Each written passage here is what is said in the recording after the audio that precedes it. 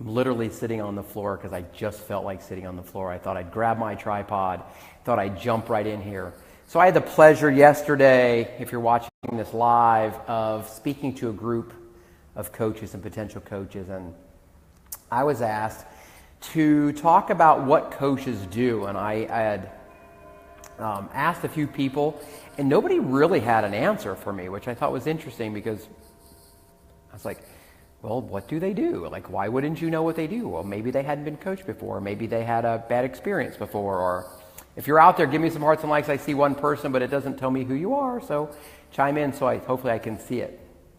So I just wanted to talk about what I think, what I know phenomenal coaches do.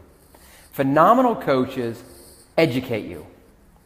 Look, we already know, or the good coaches know, you already know how to count to 8.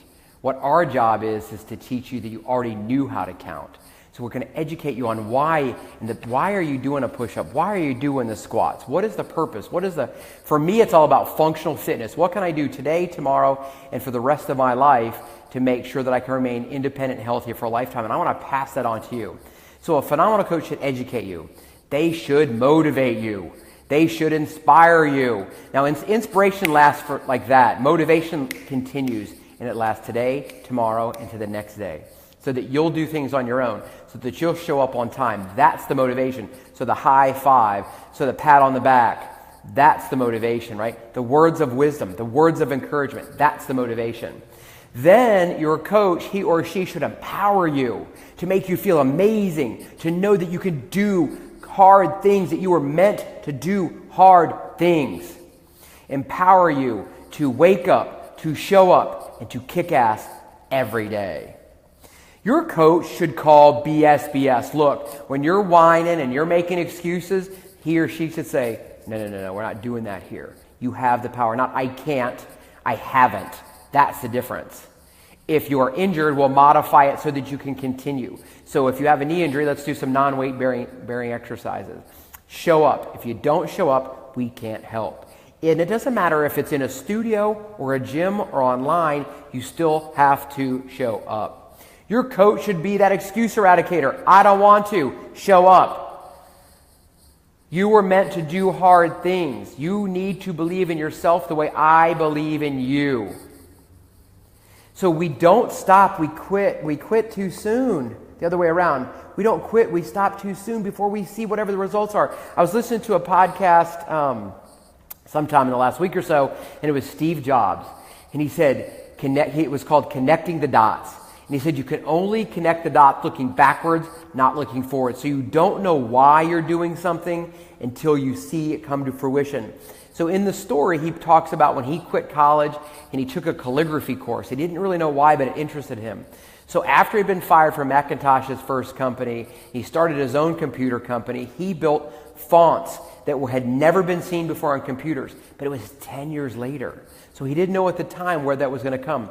So if you get up, if you walk farther, if you lift more weights, if you choose the apple over the Hershey's Kiss today, it pays dividends tomorrow. You just don't see it with immediate gains. And there's also a great TED Talk that talks about the word patience. And it says, the guy types in patience and it gives him like 48 million hits and it's less than a second. He said, not fast enough.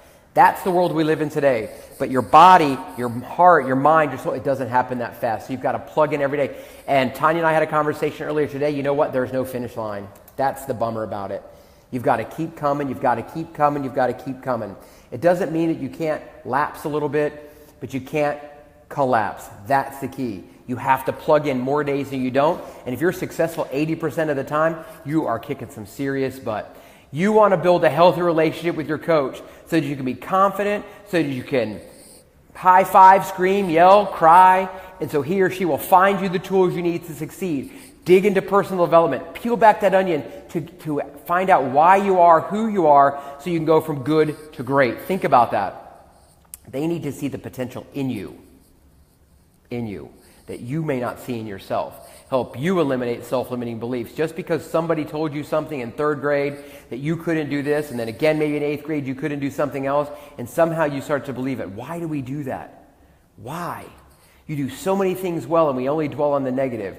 So we talk about in our Dream Academy and things like that. It's like we have a list of 10 things we want to try to accomplish today or 100 in the week.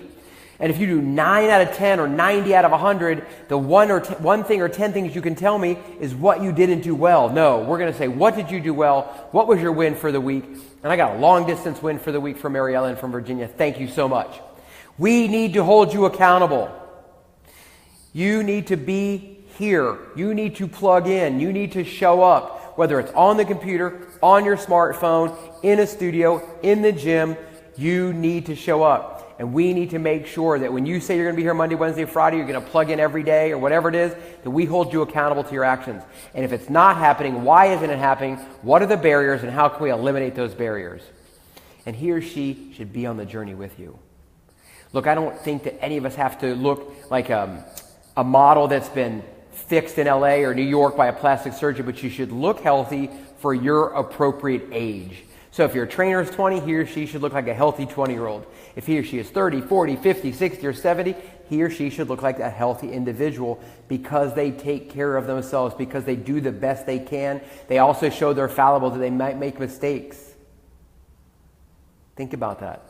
It's okay, they're not perfect, they're human.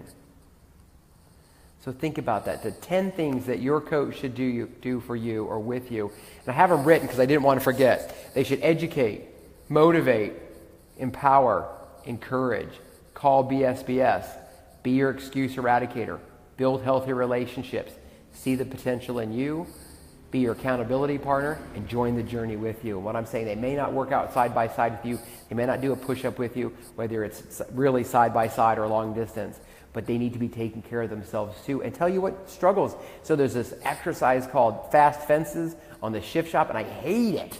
I feel like such a doofus, but I do it, and Tammy and I laugh a little bit, but I was standing there right next to her. So again, 10 things phenomenal coaches do. I'll list them in the credits, so to speak. I'm actually writing an article for daneboyle.com on the blog. So here's some things that you can do to stay in the know. You can follow us so that you get every live broadcast. You can go to our contact sheet on daneboyle.com or on Dane Boyle Fitness and sign up for our brand new newsletter where we're writing our own articles, and the ones we're not writing and the videos, we're finding the best ones out there and filtering what our belief system is, where you should dream big, dream often, and dream out loud, and never let anybody tell you that you can't. How can you join us if you don't live in our hometown? Starting Monday, this Monday, September 18th, we are hosting a virtual boot camp. You can do it in your living room, your hotel room, on the beach, at the park. It doesn't matter.